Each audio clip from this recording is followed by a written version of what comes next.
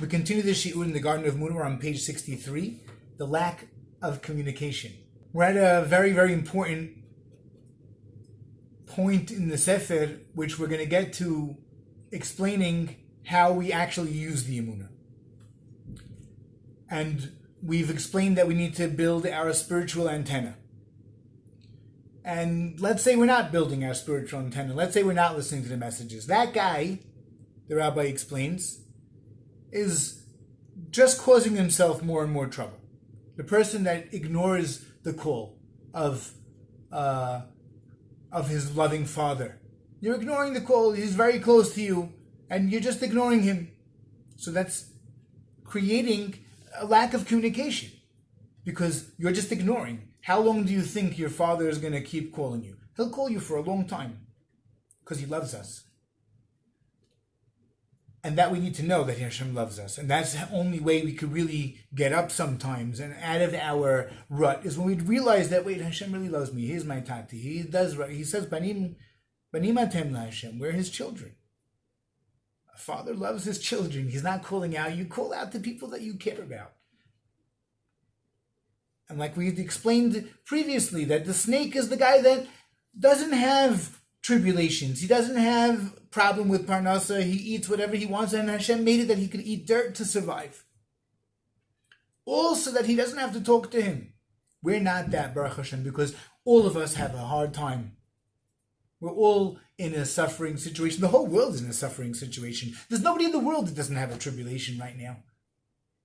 That means Hashem loves all of us, the entire world, with this pandemic that's happening right now. Hashem loves everybody. He's calling out to all of us. He wants us to do something. He wants us to pay attention to him. When was there ever a time that you didn't know where you're going to be in 2 days, or what you could do, or how far you could go, or is there going to be a lockdown? Can I go out for my anniversary? Can I make it for my niece's wedding? We don't know.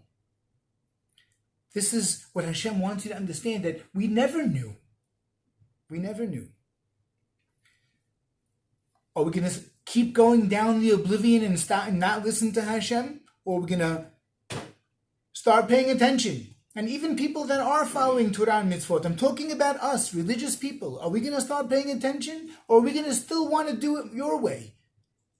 My way or the highway? No, it's only Hashem's way. It's Hashem's way. And when he blocks your path, and you still adamantly want to continue to go on the path you chose, it's going to be hard for you. And it's not going to work out. Why? Because Hashem knows better. For example, the guy is going on a trip with his wife and his children, and they're driving down to Florida on the Route 95, and he knows the road.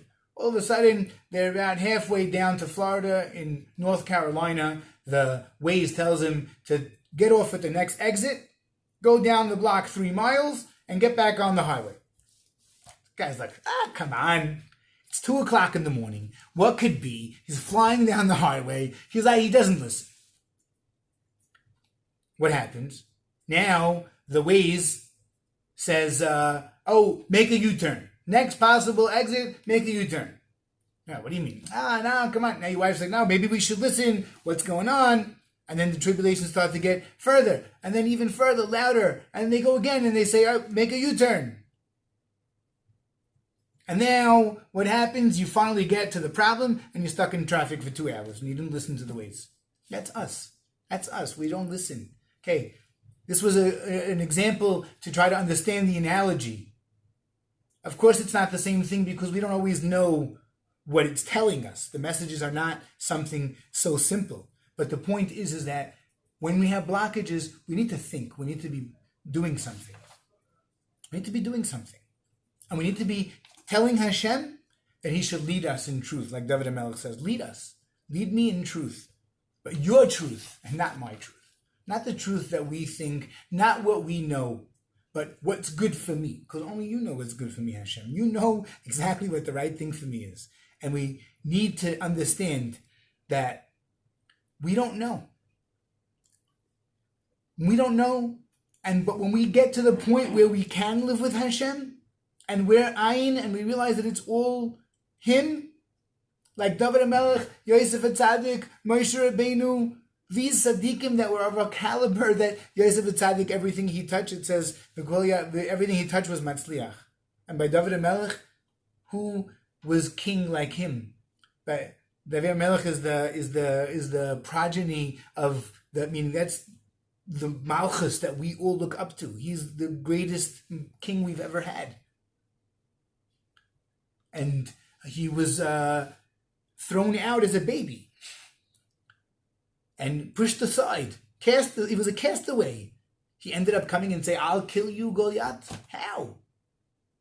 Because only it's all you. It's all Hashem. It's Ayin. Moshe Rabbeinu was the same thing. Baruch Hashem, we got to this Sefer. And this book, so far, now, is going to teach us how to accomplish this. We accomplish this through our power of tefillah, through asking Hashem what to do. Hashem, I don't know why I bumped my head. Please help me do something. Please help me understand.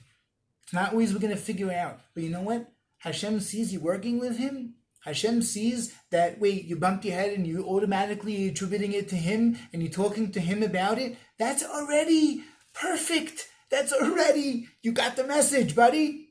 It's already 1,000,000 times better than we were doing before. Not just bump your head and say, oh. It's bump your head and thank you, Hashem. We all know what the thank you, Hashem is. We're on a good path now. We should all be matzliach with the ayin.